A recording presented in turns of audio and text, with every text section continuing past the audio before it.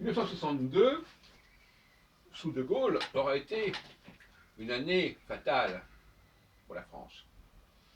D'une part parce qu'on aura voté un amendement à la Constitution qui bascule vers le suffrage universel comme mode d'élection du président de la République, ce qui n'était pas prévu en 1958. Et quand on change quelque chose qui était prévu au départ, c'est toujours un problème, à mon avis. Toujours un risque d'entropie. Or, on croit que parce qu'on va élire le président au suffrage universel, on en fait un monarque républicain. Mais ça n'existe pas. Le monarque n'est pas républicain, le monarque n'est pas élu, ou s'il est élu, il est élu au sein d'une famille royale, parmi un certain nombre de princes, parmi un certain nombre de nobles, ce qui pouvait se concevoir encore en 1958. D'ailleurs, certains disent que De Gaulle avait prévu éventuellement un retour à la monarchie. Et en 1958, lorsque il s'était agi la question était d'élire le président de la République par un collège d'un quelques milliers, quelques dizaines de milliers de notables, c'était faisable. Donc là, on est dans ce que j'appelle l'interface. Le Premier ministre, qui est interface entre le monarque et le peuple, va vouloir remplacer le monarque, en quelque sorte. Et au fond,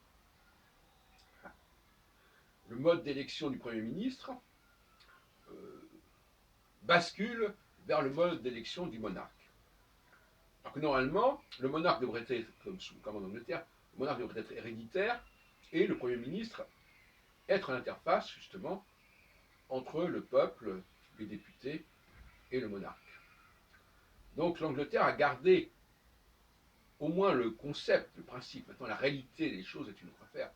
Est-ce que la royauté britannique a vraiment une légitimité structurelle et héréditaire? C'est un autre sujet. Est-ce qu'elle descend du roi David, etc. Enfin, bon. Alors, en ce qui concerne 62, c'est aussi l'Algérie. Et c'est le renoncement de la France à une dimension continentale ou bicontinentale. Et je pense que la France aurait vécu beaucoup mieux avec l'Algérie que sans l'Algérie. Et aurait eu une dimension beaucoup plus grande. Puisque, en étant présente en Algérie, dans cette Algérie telle qu'elle est, c'est-à-dire avec le Sahara, etc., le pétrole, elle pouvait rayonner sur toute l'Afrique. En se retirant de l'Algérie, c'était tout à fait autre chose. Donc on peut dire que 62 est une année noire pour la France. Et dans les deux cas, il semble difficile de revenir en arrière, mais rien n'est impossible. Le retour à la monarchie n'est pas inconcevable, le retour en Algérie n'est pas non plus tout à fait inconcevable, ne serait-ce que parce qu'il y a beaucoup d'Algériens en France, et que c'est une façon pour la France éventuellement de reprendre le contrôle de l'Algérie. Enfin, c'est notre affaire.